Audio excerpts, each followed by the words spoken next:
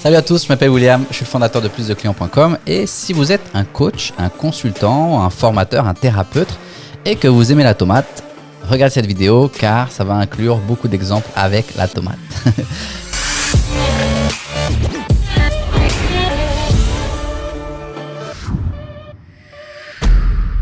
Plus sérieusement, si vous désirez pouvoir obtenir plus de clients grâce à Internet, avoir un meilleur positionnement, vendre votre expertise sur Internet. Dans ce cas-là, allez sur plusdeclients.com. Il y a une très courte vidéo qui vous explique exactement comment obtenir tout ça. Si ce que vous voyez sur la vidéo, ça vous intéresse, ça vous donne envie d'en savoir plus, dans ce cas-là, on se parlera au téléphone. Pas de pression, juste une conversation très simple entre deux professionnels.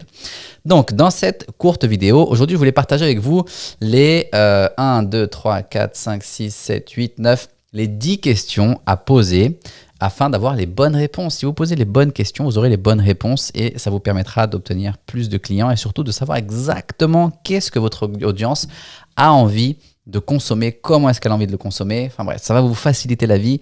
Regardez, je partage mon écran grâce à la technologie et vous allez voir tout de suite.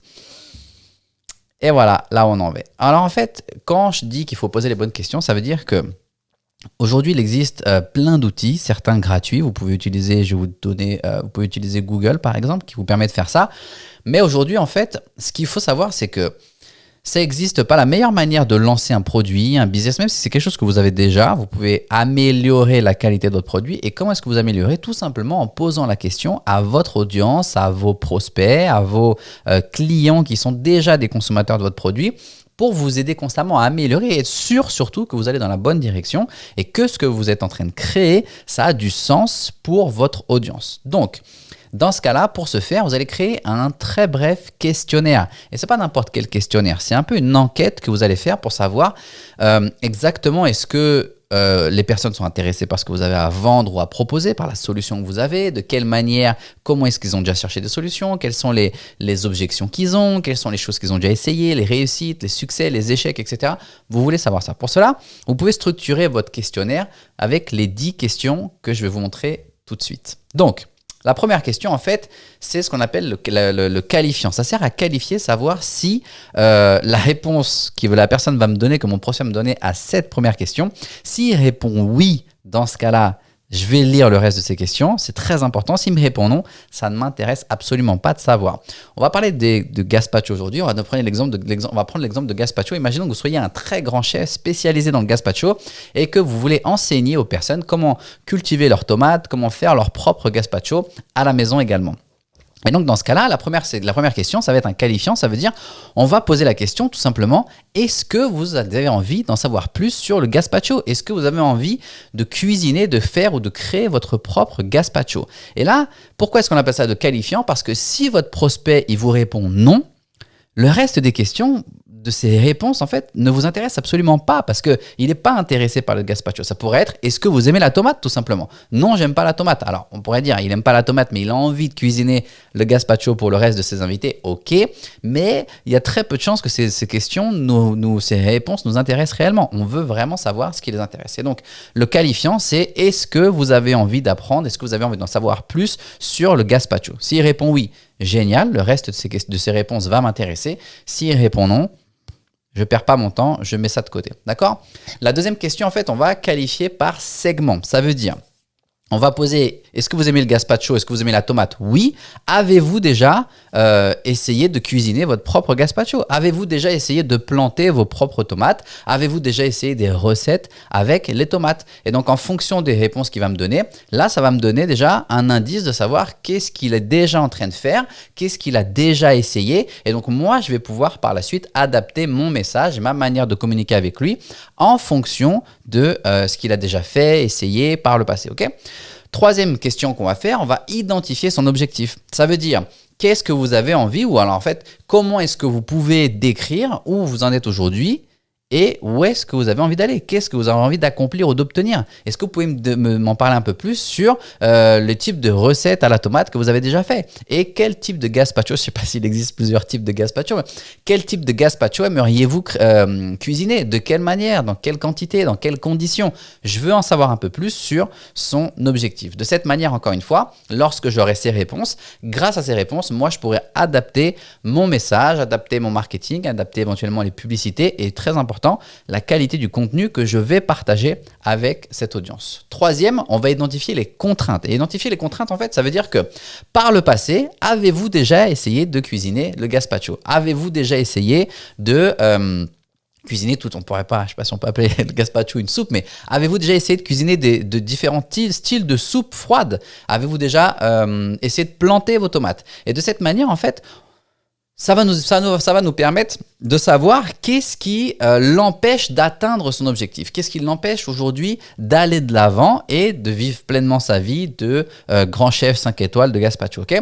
Grâce à ça, en identifiant les contraintes qu'il rencontre, les objections qu'il rencontre, les barrières qu'il rencontre, ça va me permettre encore une fois de savoir qu'est-ce qui le bloque. Est-ce que ce sont des objections internes? Ça veut dire j'ai pas les compétences ou je suis pas du tout un très bon cuisinier, je suis pas un grand chef, donc c'est pour ça que j'arriverai jamais à faire un gazpacho. Ou alors, là, on va voir les objections externes. On va lui poser la question des objections externes pour savoir peut-être qu'il pense qu'il ne peut pas cuisiner de gazpacho parce que dans sa tête, il a la sensation que pour pouvoir réussir à faire un bon gazpacho, il faut vivre forcément en Espagne. Il faut habiter en Espagne. D'accord? Donc, les objections externes, c'est vraiment savoir est-ce qu'il y a quelque chose en dehors de son contrôle qui l'empêche d'obtenir un très bon gazpacho. Ça marche? Ensuite, on voit, là, vous allez identifier ce qu'on veut dans la 1, 2, 3, 4, 5, 6, 7e question. Ce que vous voulez, en fait, c'est identifier l'ancienne méthode. Qu'est-ce qu'il a essayé par le passé? Est-ce qu'il a essayé des gazpacho en briques? Est-ce qu'il a essayé avec des tomates en conserve? Est-ce qu'il a essayé avec des tomates surgelées? Qu'est-ce qu'il a fait par le passé qui ne lui a pas donné de résultat? Parce que de cette manière, moi, encore une fois, grâce à ces réponses, je peux adapter mon message, adapter ma communication, mes publicités, adapter le contenu et être sûr que, par exemple, si tout le monde me dit que ils ont tous essayé, ou la majorité me répond j'ai déjà essayé de faire un gazpacho avec des tomates en conserve, et là je pourrais dire comment faire un gazpacho en 2 minutes, un gazpacho 5 étoiles en 2 minutes grâce aux tomates en conserve. Et là les gens disent ah mais moi j'ai déjà essayé, ou alors au contraire dire comment faire sans utiliser de la conserve. Vous voyez, comment réussir le meilleur gazpacho de votre vie pour votre belle-mère espagnole sans utiliser de tomates en conserve, même en plein hiver. Un exemple comme ça, ok? Donc, dans cette manière-là, j'identifie qu'est-ce qu'il a déjà essayé par le passé. Ensuite, vous voulez identifier le contenu. En fait, le contenu, ça veut dire quelles sont les choses, ou en tout cas la chose, idéalement plusieurs, mais on peut en poser une dans un premier temps. Quelle est la chose qu'il a absolument envie de savoir liée à la tomate, ou liée au gazpacho, ou liée à ce que je prends l'exemple du gazpacho, mais ça va être en fonction de votre domaine de compétences, d'accord? Donc, quelle est la chose qu'il a le plus envie d'apprendre?